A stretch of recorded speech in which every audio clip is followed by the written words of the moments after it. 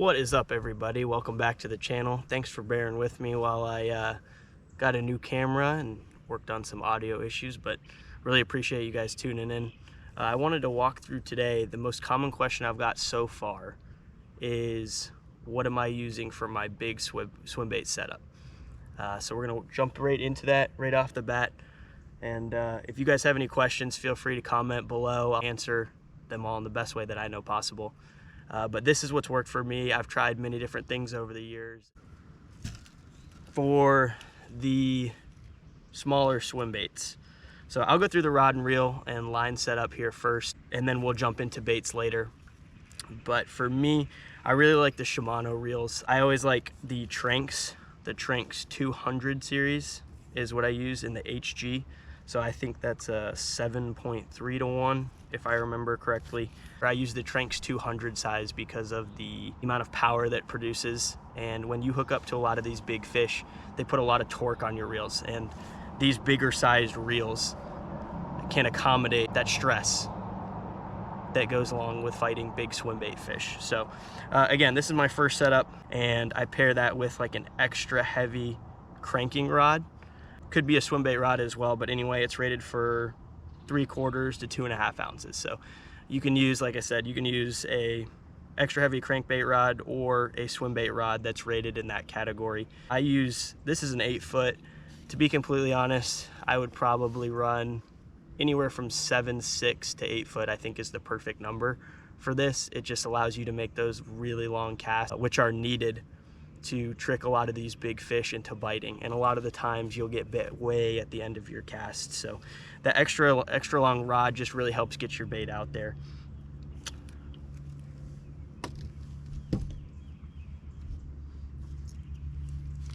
For my big baits, this is probably the one that's asked about the most, and I like to target a bigger class fish always, and I'd rather catch 1 or 2 big fish than a number of fish any day. That's just my fishing preference.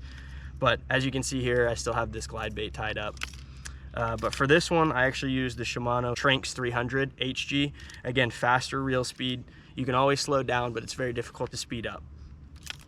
And I pair this on a custom built 8-foot swim bait rod, extra heavy. So this one's rated for 3 to 8 ounces. You really want something, like I said, like an extra heavy crankbait rod, or for these big baits specifically, a swim bait rod, because you're throwing a bait with treble hooks.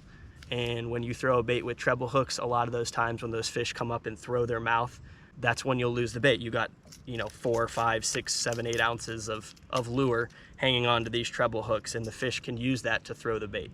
So a swim bait rod just really helps load up all the way. I mean, it loads all the way down into here, and just helps keep those fish pinned when you're fighting them. Again, this is an 8-foot rod as well, just helps with the longer casts and getting that bait out there. In terms of line, I forgot to mention on the other one, I use 20-pound fluorocarbon pretty much exclusively. I have tried the braid to leader, and that will work if there's no structure. And what I mean by that is braid, 80-pound braid snaps very easily when it has nicks or cuts in the line from if you fish any stumps, which a lot of times on Lake Fork, as you guys know, there are a ton of stumps. So if you touch that and there's any pressure on the line, you run the risk of breaking off, which I've done before. And with a lot of these baits, they're very expensive, so you don't want to lose them. So I've learned through experience to just go straight fluorocarbon. It is very abrasion resistant, especially for all the stumps. And even if you nick it on a stump, it allows you to still maintain the integrity of the line for the most part. So also, if you go straight fluorocarbon, you don't have that braid to leader knot, and that's just another chance of failure. So straight fluorocarbon for me, but again, 20-pound on the lighter setup. That's for like my 6 and 7-inch swim baits. And then I'll actually run Seagar Abrazex 25-pound on this big boy right here. I've had 0 issues so far running this setup for the last couple years. By far the best that I've found. It has stretch, which is great if you ever backlash You're not going to snap your bait off because of that stretch.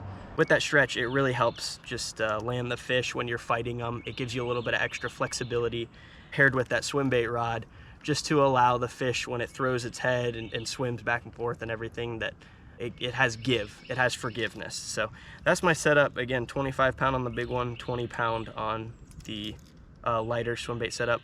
This setup I have is mostly for my 8, 9, and 10 inch baits, which we'll jump into here. Alrighty, let's start with soft swim baits first.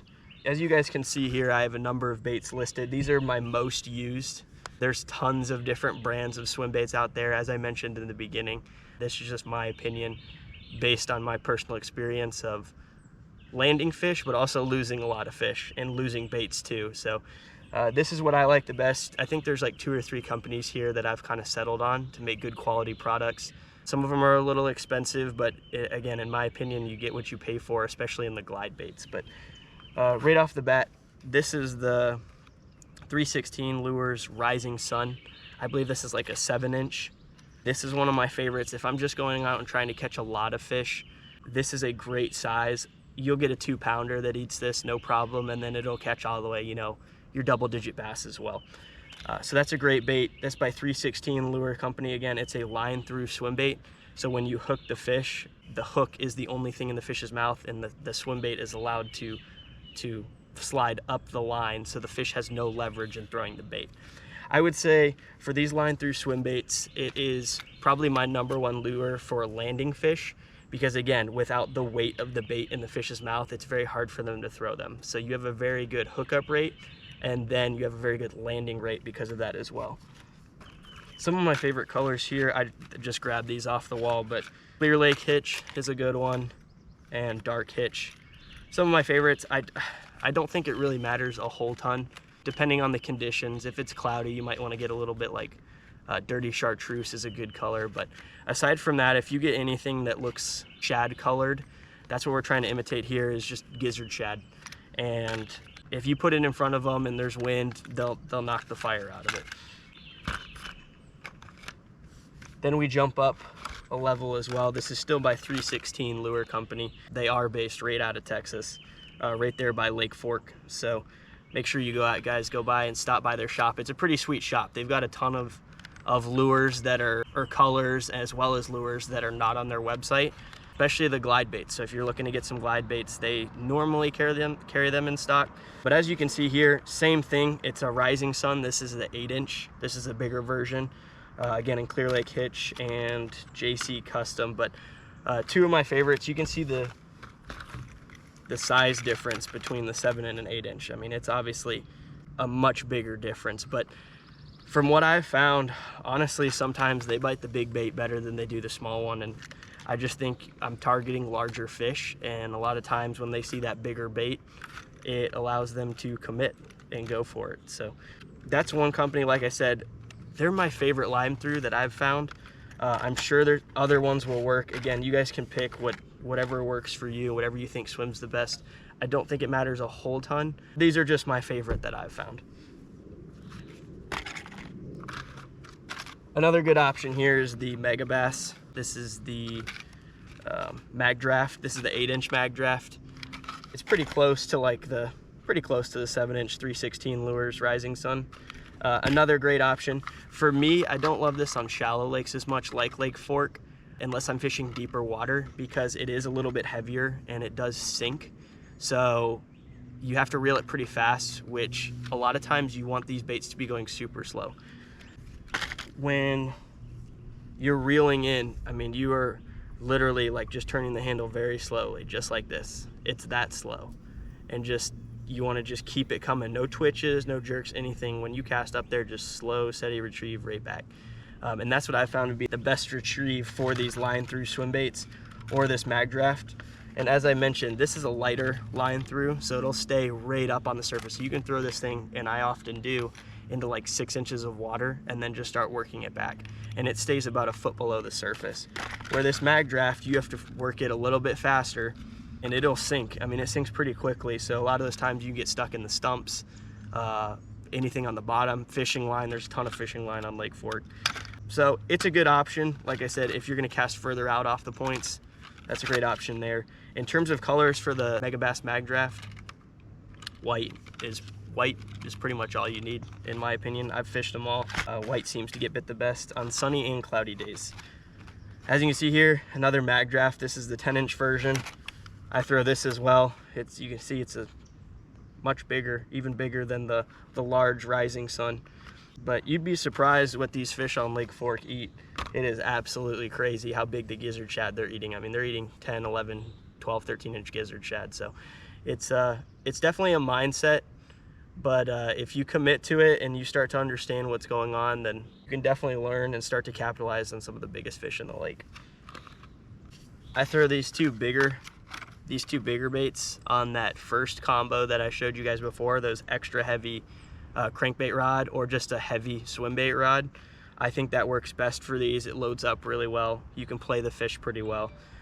This big one I would probably throw on the larger setup that I have for my glide baits.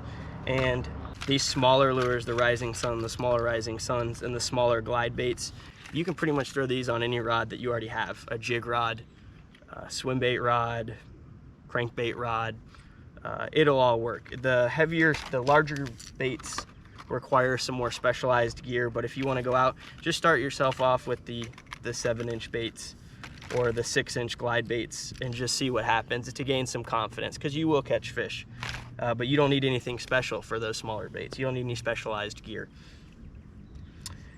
All right, in terms of hard baits, I pretty much only throw 2 brands.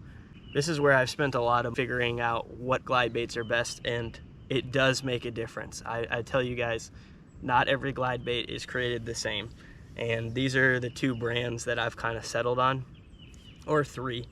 Let's start with the smaller ones. Actually, I actually paint these baits just pretty basic colors, but what I've found with these little glide baits, they're only about 6 inches long, so they're not very intimidating to jump into and purchase, and they're also not very expensive. So very easy to throw, and you almost can work it like a jerk bait. These are a cost-effective version. These dart really hard, and so they're a really good option for glide baits that you know won't break the bank. Now, my personal favorites for gizzard shad. This is also by 316 Lures. This is their glide bait. I forget the name of what they call it, but as you can see here, I mean, it is mangled. I mean, it gets bit. It gets bit all the time. Even though it's a bigger bait, I wouldn't say it's a huge bait by any means, but this is the 316 glide bait, and I think you can only get them at the store, at the 316 store. I don't think they carry them on their website, which is unfortunate for sure. But this is one of my favorites. It's a again, smaller glide bait. It has an extremely wide glide, which is what you're looking for. And then when you twitch it, you can actually get it to turn all the way around. And oftentimes when you're working that bait, that's when the biggest fish will commit to the bait. And if they don't, or if you see a follower and he's just following it behind and you twitch and he doesn't move or anything, you're probably not gonna catch him anyway. He probably was never gonna commit. So what makes a glide bait better than another one is when you hit it hard, and it'll turn actually all the way around 180 degrees and look at that fish that was following it. And a lot of times that's when they'll lash out and choke it. You guys have seen in some of my videos, these fish, I mean, they full on eat it. It's a big bait, but they'll oftentimes have the whole thing down their throat. But that's what I'm looking for in a glide bait is, like I said, you want it to have really wide glides to draw them in, but then when you hit it hard, it almost behaves like a jerk bait and gets that reaction strike. That's option number 1. Again, great glide bait, works very well. Option number 2, which is my personal favorite, I've talked about this before, you've seen me throw it in a lot of my videos. This is the Tater Hog Hogfather. And the cool thing about this bait is, again, it's gliding action, and then as well, when you hit it hard, it'll turn even more than 180 degrees around. And that is exactly what you're looking for in a glide bait. Now, they are more expensive, but the upside is they are readily available most of the time. So go check these baits out. I'll link all of the websites and the video description below. In terms of hooks, real quick, nothing crazy. Make sure you guys have good split rings. I've never really had a problem on the big baits. They normally come with pretty good hardware. But in terms of hooks, I do change out the hooks a lot of the times throughout the day, just to stay sharp. A lot of times you'll hit the ground or hit a stump or bottom and you'll actually dull the hooks. You can sharpen them or you can just replace them with new hooks. I always used Owner ST34s for the big glide baits and the big line throughs, so anything over 8 inches. I use the 2/0 size, and for the 6 to 8 inch baits, I use the 1/0 size. Aside from that, just make sure you use sharp hooks. Make sure you're sharpening your hooks constantly. Aside from that, that's pretty much it to my swim bait setup. Again, this is what works for me. I've caught a lot of big fish over the years, and I think I've perfected it for myself, at least as close as I can be for now. I'm always trying new things and trying different techniques just to make sure that I'm tuning what I'm doing. But again, works for me. It lands a lot of fish. I have a very good hookup to catch ratio. It's a lot of fun. It's definitely a mindset. Go out there and practice. Like I said, start off with the 6-inch baits. If you don't have any confidence doing it, start off with the 6-inch baits. You will catch fish. You'll catch, 2-pounders on a 6-inch bait. You'd be surprised on how small of a fish will eat a big bait. Even some of these big baits. I've caught 2-pound fish on this 8.5-inch glide bait. So don't be afraid to throw them. Go try it out. I know it's the new big thing. It seems to be going around right now. Glide baits are absolutely crazy, and you can dump a bunch of money into it and time and effort doing the wrong thing. So maybe I'll make another video on like how to fish them, where to fish them, time of day, what I'm looking for, etc. But this was just my setup, my baits, my rods, my reels, my line, and hopefully you guys learned something from this. If you guys have any questions, put them down below. I will answer them. And thank you for listening, and we'll see you in the next one.